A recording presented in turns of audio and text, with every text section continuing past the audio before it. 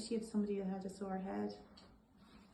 And remember what I said to you yesterday as well, you know, at Soul, I was putting my hands on people's face, just as if somebody clasped your little face and hold your little face. And it brought up so much for so many people, that just kind, loving, tender, looking after somebody. So just get out of your own stuff and just get into that mode of love. And love is the highest vibration for you and for that person. And then the heart chakra to the back. The chakras are very exposed to the back.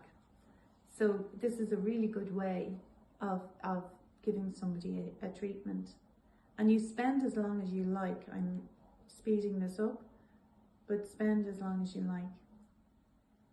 Now I can feel, you know, the heat in my hands.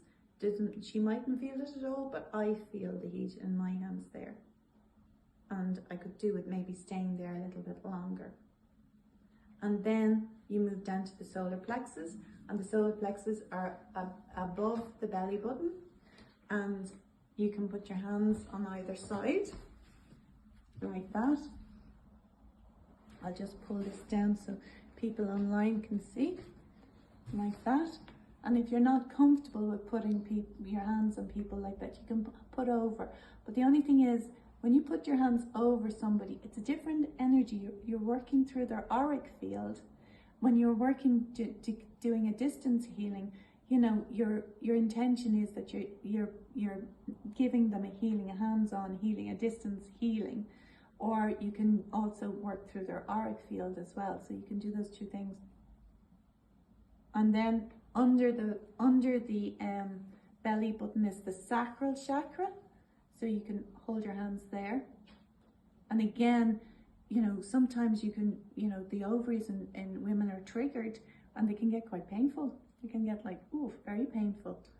If there's anything there, it'll come up. Spend time, I'm doing this quickly. And then the root chakra, so the base of the spine, here with your hand, and over the pubic area or at the knees. And spend time there. And then I always tend to do, I'll just move that chair there like that. I always tend to do the knees, and because the knees are what carries us forward, and it's all that grounding. You're grounding, you are where the divine, so from your heart up, the divine, and the human bit roots down. And then the feet. And you don't have to lift somebody's foot up onto your knee. I'm just doing this now here, and you don't have to lift the foot, but I always work on the soles of the feet if I can, or put my hands like that, because there's a point for every part of the body on the soles of the feet. Think of reflexology. So you're actually getting everything by working on somebody's feet, and your intention is to ground them. In Reiki level 2 there's a symbol called Mara that grounds people. All right. So if you were just doing that, then you could come back up after you finished, and your intention is now to close down your puja.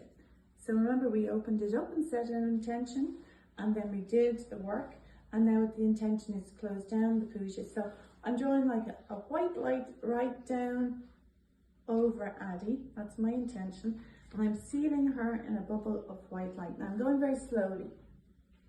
You can use your Palo Santo and Sage before and after a session as well on the person and on yourself. I'm going a little bit faster than I should, but just to explain. And then I'm finishing on a knock. Finish on a knock. And my intention is that she's sealed in a bubble of beautiful white healing light, and she gets as much of that healing as she needs, and it goes on for as long as she needs it. And what I do then, and it's only my little thing, but you can do it, is I hand Addie's healing over to you. Who is you? Her guides, the universe, who's looking after her. And I go free. And I am in an abundance of health, wealth, joy, and happiness. And what I'm doing with my feet at the moment is pushing them down on the ground. I'm grounded. I'm grounded. I'm grounded. So that's a chakra clear.